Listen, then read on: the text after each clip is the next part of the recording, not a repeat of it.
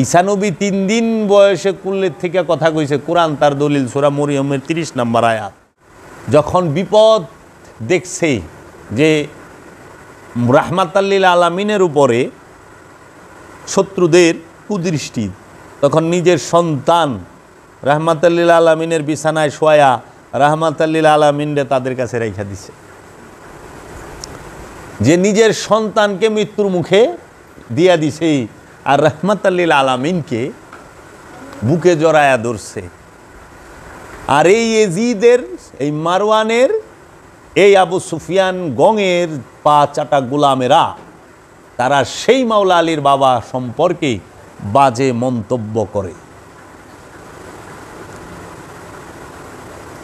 যাহারা বলে যে মাওলা আলীর বাবা ঈমান আনেন নাই, নাউজুবিল্লাহি মিন জালিক, তাদের সামনে আমি জাবেরের প্রশ্ন যে মাওলা আলীর বাবা যদি ঈমান নাই না থাকে 17 বৎসর আল্লাহর রসুল কার ঘরে খাইলো? তাইলে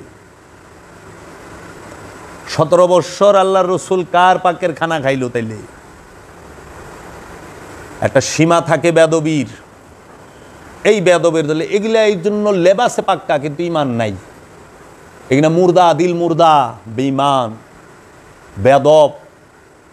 আরে হযরত মূসা আলাইহিস সালাতু ওয়াস সালাম তিনি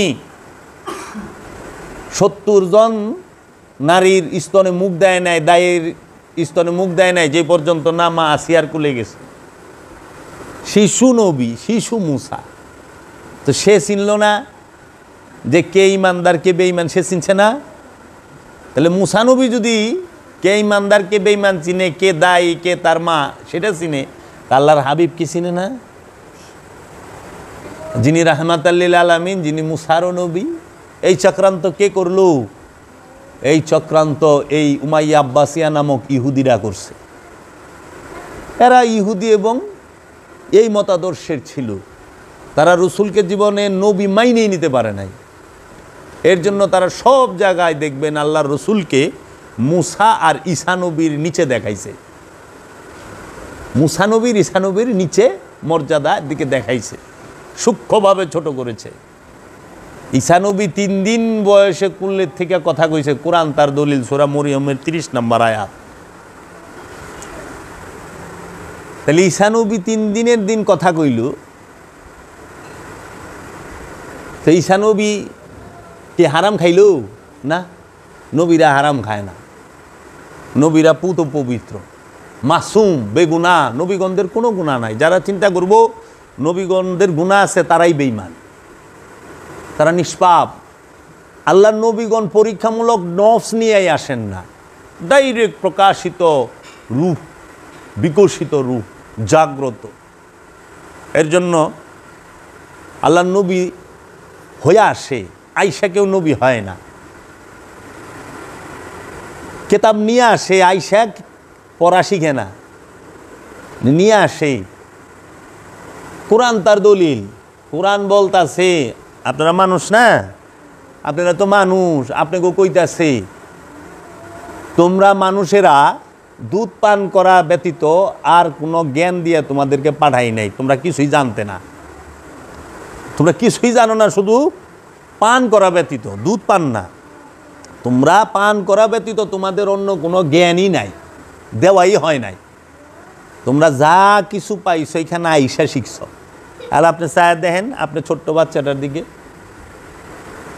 আপনি দিকে তার চায় পারবেন না, ছোট্ট বাচ্চাটার দিকে চান, সে খালি পান করা জানতো, তুষা জানতো, পান করতো, কিন্তু সে গিলতে জানতো না, চাবাইতে জানতো না, খাইতে জানতো না। আস্তে আস্তে 6 মাস বয়সে তাকে একটু খিচুড়ি দিয়া, সুজি দিয়া শেখানো হয়, খুব অল্প অল্প।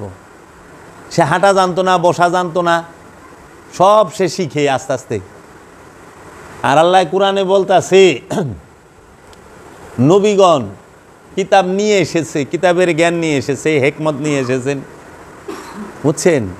ওই যে বলতাছে ইজবাসা উম্মিনা রুসুলাম মিনহুম ইয়াতলু আলাইহিম আয়াতি ওয়ু জাক্কিহিম ওয়ু আল্লিমুহুমুল কিতাব ওয়াল হিকমা।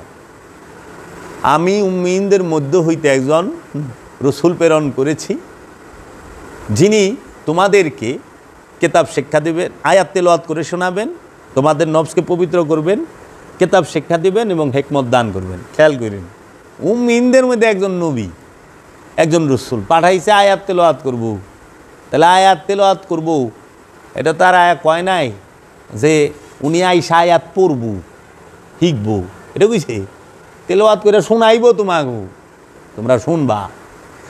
কবে কইছে? 40 বছর বয়সে না, উনি তোমাদেরকে আয়াত তেলাওয়াত করে শোনাবে। তো যেই দিন আইব ওই দিনই শোনাইব, যেই দিন আইস ওই দিনই শোনাইছে। তোমাদের নফসকে পবিত্র করবে, উনি যখন ইচ্ছা তখন করব, কিতাব শিক্ষা দিব, হিকমত দিব। সূরা মরিয়মের 30 নম্বর আয়াত খুলেন, ঈসা রুহুল্লাহ কইতেছে ইন্নী আব্দুল্লাহ, আমি আল্লাহর বান্দা। আতানি আল কিতাব, আল্লাহ আমারে কিতাব দিচ্ছে, ওয়া আল্লি নবিয়ান, আমি নবী হিসাবে মনোনীত। 3 দিনের শিশু, সে কয় আমার আল্লাহ কিতাব দিছে, আমি কিতাব লই আইছি। 3 দিনের শিশু, কোন দুলনার থেকে কইতেছে মানুষে? তাহলে সেই কিতাব কোন কিতাব রে বাবা? বই। ঈসা নবীর সময় বই আছিল, এই বই নামক কিতাব।